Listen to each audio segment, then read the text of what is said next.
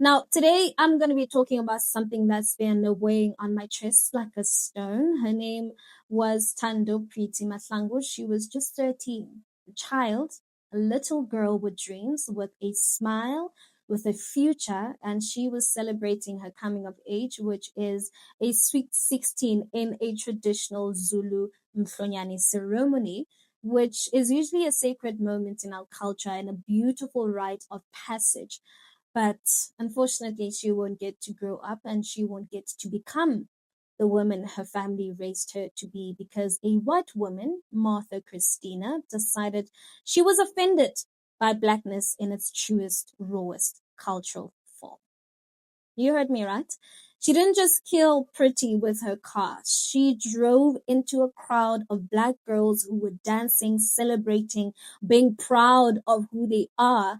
And she allegedly asked them why their breasts were exposed, as if our traditions must now be sanitized to suit her colonial sensibilities. And when the girls said that they were honoring their culture, she drove through them.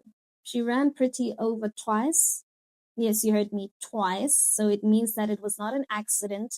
It was not confusion. That's not a mistake. That's murder.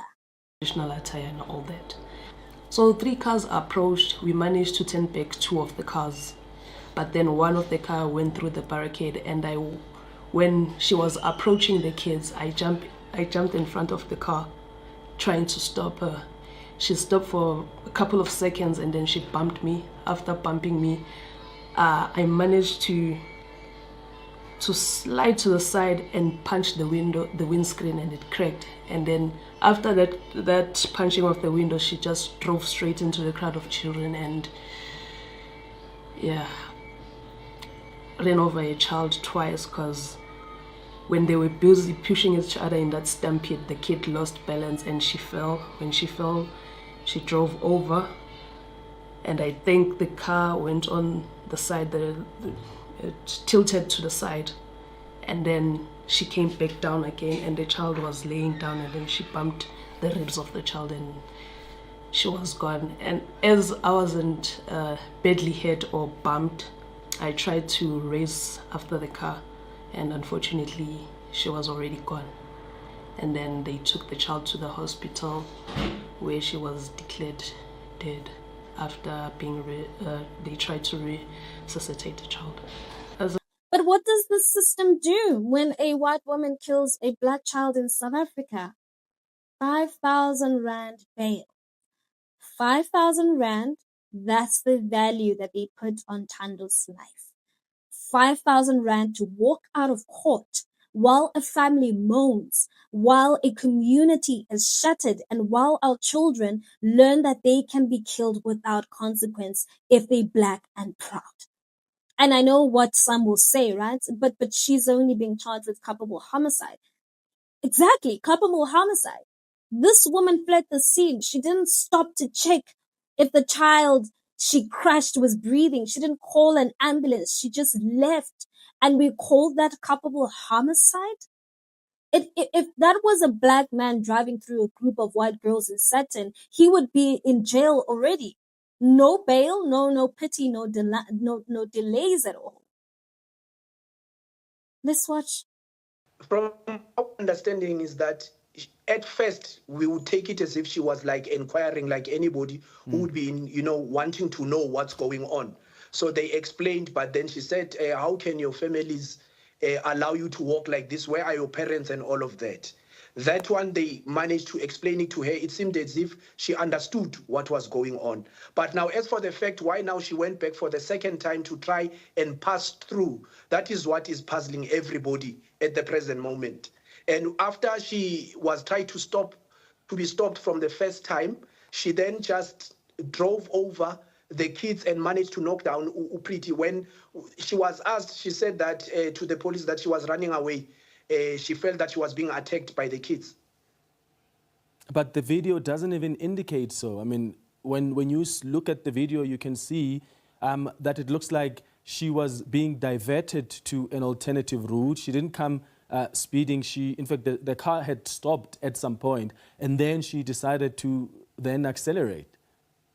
That's quite correct. The car, if you've looked at the video, it stopped a bit. Then eventually it started to pick up momentum, showing that she was defying whatever that she was being told. I mean, in terms of turning around, of which now, from also what we gather from the family where the ceremony was, they are saying it's not for the first time this lady is behaving like this whenever they are having ceremonies. You know, this case exposes more than just one woman's racism. It exposes the double standard of justice in this country. It shows us again that white violence is always softened, is always excused, always granted the benefit of doubt. And meanwhile, Black people must protest, must beg, must bleed to just be heard. We are supposed to respect the law, but the law refuses to respect us. And let's not pretend that this is new. Let's not act like this is some tragic story. This is the same country where Nathaniel Julius, a disabled teen, was shot by police. The same country where farmers can shoot Black men and still be called victims on national media. The same country where Black pain is background noise unless we burn tires or storm into courtrooms to be seen. And even then, we're told that we're violent or uncivilized or dangerous. But what's more violent? Burning a tire in the street or driving over a 13-year-old child because her culture made you uncomfortable? To Tando's family, know that you're not alone. And to Martha Christina, we see you.